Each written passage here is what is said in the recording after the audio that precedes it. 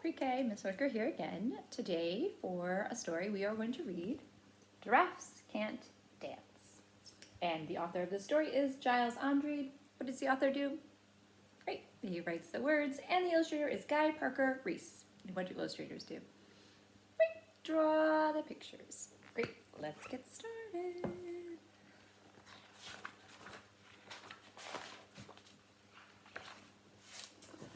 Gerald was a tall giraffe whose neck was long and slim, but his knees were awfully crooked and his legs were rather thin.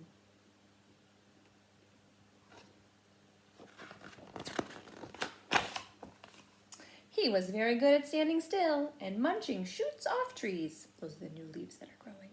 But when he tried to run around, he buckled at the knees. Buckled at the knees means what? Great, fall down. Now every year in Africa, they hold the jungle dance where every single animal turns up to skip and prance. And this year when the day arrived, poor Gerald felt so sad because when it came to dancing, he was really very bad.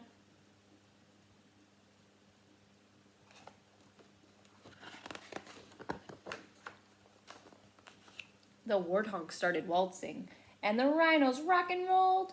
The lions danced a tango that was elegant and bold.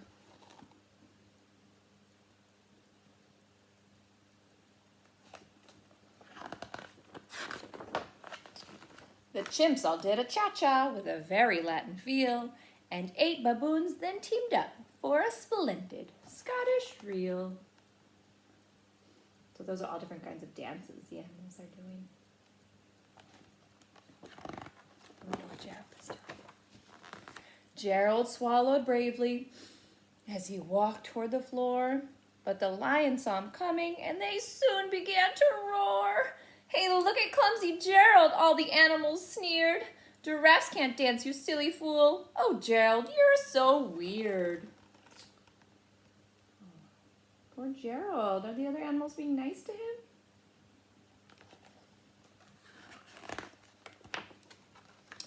Gerald simply froze up. He was rooted to the spot.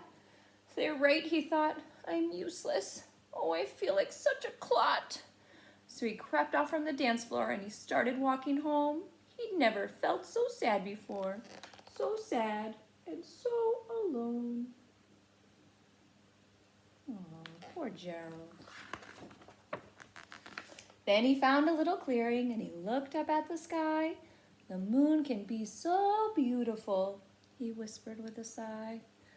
"Excuse me," coughed a cricket, who'd seen Gerald earlier on, "but sometimes when you're different, you just need a different song." You see a little tiny cricket there?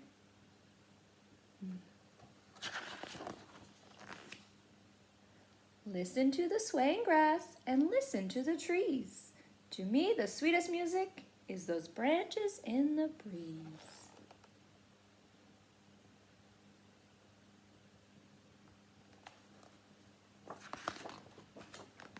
With that, the cricket smiled and picked up his violin. Then Gerald felt his body do the most amazing thing.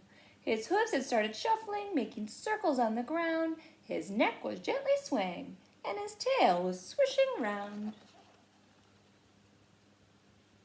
Can you think of some opposite words to describe the cricket and the giraffe? The cricket is small, and Gerald is tall.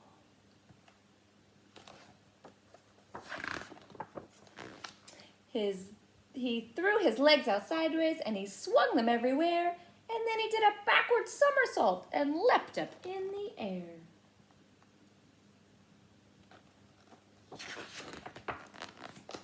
Gerald felt so wonderful, his mouth was open wide. "I'm dancing, yes, I'm dancing, I am dancing," Gerald cried.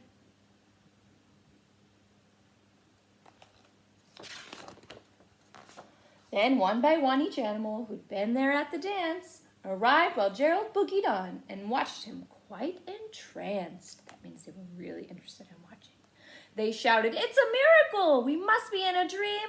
Gerald's the best dancer that we've ever seen.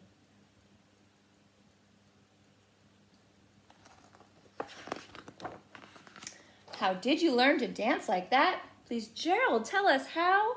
But Gerald simply twirled around and finished with a bow.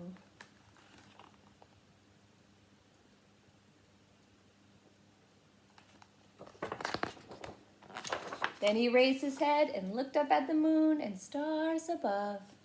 We all can dance, he said, when we find music that we love. And that is duet. Do you like to dance like Gerald? I do too. Bye, friends.